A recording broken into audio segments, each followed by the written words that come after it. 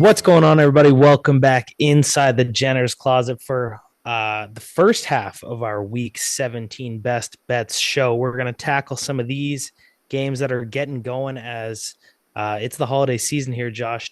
Second last week of regular season football always seems like a sour point, but the Mm. fact that it's Christmas, vibes are up a little bit for everybody. Playoff races are heating up. Fantasy football playoffs for those who were lucky enough to make the trip this year. All sorts of things going on, but we got two plays for the folks in this video. Talk a little bit about the Christmas Day slate specifically here, Josh. Three games. I think Dak Prescott's going to be our only real, maybe watchable quarterback. Maybe him and a couple other guys, but it's pretty light with some of the injuries we have in the league right now. It is interesting, yeah.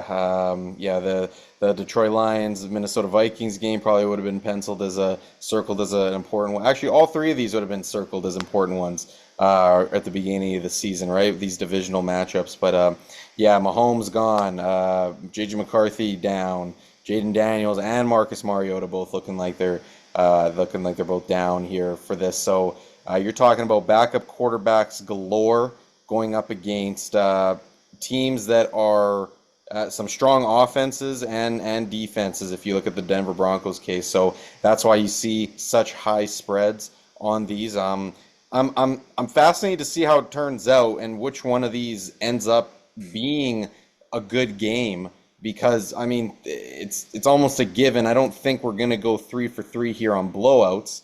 I'm curious to see who makes a game of this, which backup quarterback makes a game of this, and so I'm intrigued to see. I have a feeling, I have a sneaky suspicion, maybe that Cowboys game ends up being a little bit closer than people are thinking, maybe, with Josh Johnson at the helm, but yeah, I don't know. It's a tough one, or maybe that Chiefs one ends up being. You never know. Denver on the road, 13 and a half point spread that's a big one, but I digress. I don't know, man. This is going to be it's an interesting Christmas. Not what we circled it, not what we had it on the calendar to begin with. So that's a little disappointing in that respect. But hey, I'm not complaining about Christmas football on Christmas Day. That's going to be fantastic. Yeah, I'm going to be neglecting a little bit of family. Sorry to them for that, as No I question. as I have the last couple of years. This NFL slate's taken on Christmas Day. I'm sure I'm not the only one in that. So Yeah. we're going to be rolling into this slate. But before we do, folks, want to give you folks a reminder: hit that like button, hit that subscribe button, leave a comment down below. Helps us out a ton. We're on a winning streak, winning slates for the last five. Josh, you sent some numbers over to me this morning, Yeah. plus 8.7 units since week 12. So quietly, you've been buzzing here for the last couple weeks here as we get Could be close to worse. the playoffs. Could be worse. Yeah, for sure. Yeah. Hopefully we can keep it going though here. All right, and let's keep that going. I mentioned some of the quarterbacks that were playing on Christmas Day. The one I didn't mention was Jared Goff taking on Max Brosmer at US Bank Stadium in Boy. Minnesota here. Josh, Lions, Vikings, a little NFC North action. Yeah, yeah. This line moved from 6 to 7 as this morning, the day of recording. Yeah, and then we went from 6 to 7. Yeah, now it's shaded. It's shaded to the favorites here a little bit. It's 7, a little bit shaded to even getting to 7.5 here.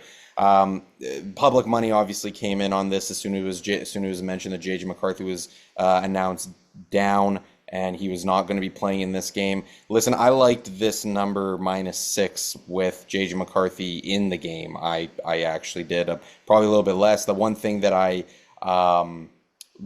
did really like as well was the over in this game. With Max Brosmer there, man, I mean, we saw Max Brosmer in his first career start. Now, granted, it was in an impossible spot.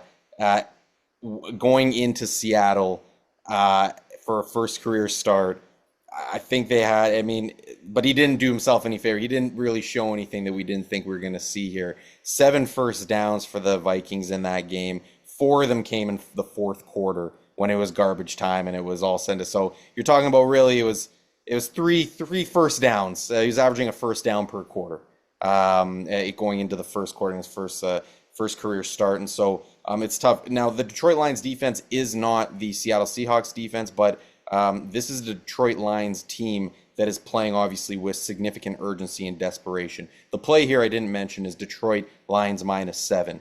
We're taking this for three, two for 2 units. Pardon me, I believe is what we have. Sorry, 3 units. Jeez, I'm all over the place here. 3 units is the play here.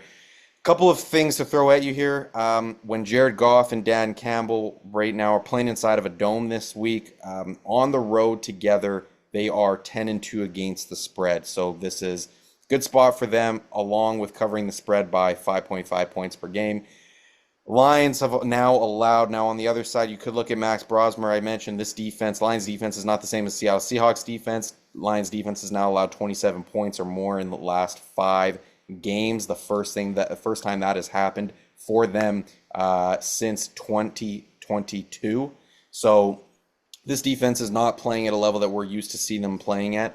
Obviously, with the amount of injuries that they have, but it's obviously a favorable matchup here. They get a dome matchup. This is a perfect spot for the Detroit Lions offense to move the ball, as we thought it was last week in against Pittsburgh.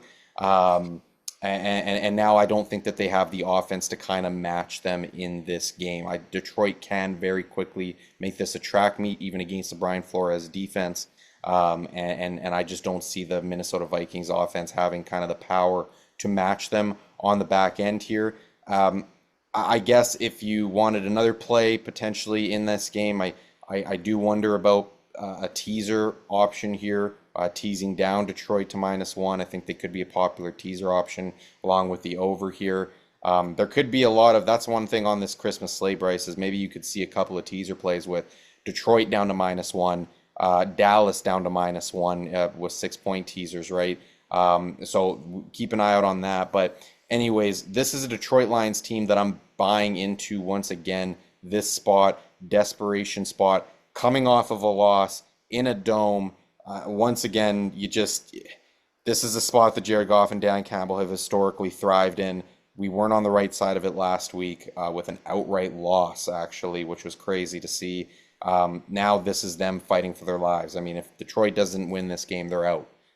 This is it for them. And so I see them winning this game, and I see them winning it handedly. So to get our Christmas started, we are going Detroit -7 for 3 units. Rocking with the Lions, -7 to open it up. Josh, our second and final play for this video takes us to the TJC Bowl. We were talking about my Baltimore Ravens and your Green Bay Packers in Lambeau. Josh, where are you going here? Okay, so the play here, Bryce, cover your ears. Green Bay -2.5 for 2 units is the play in this one. Listen, so the quarterbacks are a big story here. Obviously, this is on Saturday, right? This is on. I guess that would be the 27th. That's not Boxing Day, right? So the day after Boxing Day. The quarterbacks are obviously a big story in this. Jordan Love down with a concussion in protocol. Malik Willis has a shoulder injury. We'll see where he's at. Lamar Jackson, what John Harbaugh called a significant back contusion. It feels like a long shot. It feels like Lamar would have to do a lot to play in this football game on Saturday, and I'm rolling under that assumption. In which case, I think that if he doesn't play in this game, and if you get either one of the Green Bay Packers' top 2 quarterbacks in this, we are getting some significant closing line value on this. I would expect if Malik Willis or Jordan Love are able to go in this game, this line probably climbs to 4. You know what I mean? And so we're getting some significant closing line value. Jordan Love, his status right now, he is in concussion protocol, but he did log a limited participation in practice, which would tell you that he is rolling through the concussion protocol right now. He is on track, able to play potentially, on track to play for Saturday still, barring any setbacks. If he plays, obviously that's a significant advantage for Green Bay. The reason why I still like this, even if Malik Willis plays, I know that a lot of people saw it just for the first time last week in prime time, in a more of a prime time spot. Green Bay Packer fans who have watched this team know the last 2 seasons, Malik Willis has performed admirably for this team when he's been called into spot duty, whether it's on a full week's practice, able to practice and ramp up, or whether it's in coming in relief in a spot start like he did against Chicago. This Green Bay Packers offense becomes far less explosive, certainly. However, it's still an efficient offense, and Matt LaFleur, as he showed last week in Chicago, is an absolutely masterful play caller, and I don't have any worries about that with the run game. And obviously, Malik Willis also adds another element with his legs that I think will present some challenges for the Baltimore Ravens defense, even though they have plenty of practice against Lamar and Tyler Hunt and Snoop Huntley there. Um, with that being said, this Baltimore Ravens, the one other play that I liked in this game was potentially the under. Just maybe I throw out a lean there for some people is the under. The reason being, I see this as being a extremely ball control game. You're going to see long drives, hold the ball, lots of workload for Derrick Henry, lots of workload for Josh Jacobs or Emmanuel Wilson, whichever one of those two are up and running in this. This is going to be a ball control offense, especially if Malik Willis is the quarterback and not Jordan Love. Either way, Green Bay right now is obviously has a ton to play for for their playoff lives. The other thing that I will say, Bryce, and you can't really put a number on this, so I don't know how much people want to buy into this. To me, the sentiment is around these two teams is they're trending in the they're trending in two opposite directions. With Lamar's injury, it felt like a really big gut punch to the Ravens. That felt like this season is if he can't go, the season's gone. The season's lost, right? In Green Bay, yes, was it a heartbreaking loss for Green Bay last week? Yes, but this is a team that knows that it can't really hang its head too long here because they got a good Baltimore Ravens team coming into town here at home. So I just see that this as being two teams trending in different directions here.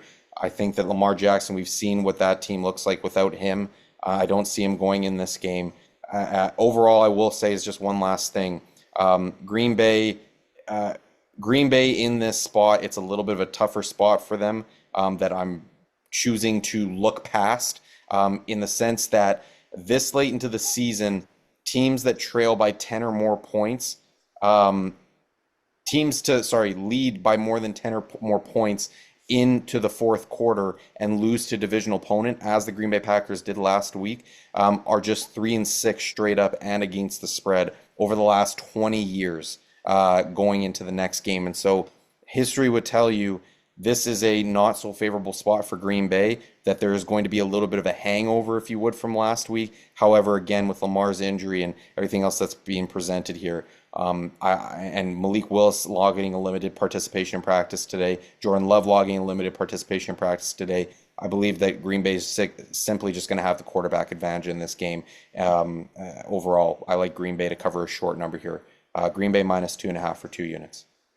All right, so two teams coming off some pretty heartbreaking fourth quarter blow ups there after tough losses. We're going to be rolling with Green Bay to get the bounce back minus 2.5 for 2 units, as Josh mentioned. Folks, we might have some more plays coming up. Yeah. These are going to kind of be fluid as injury reports happen, obviously.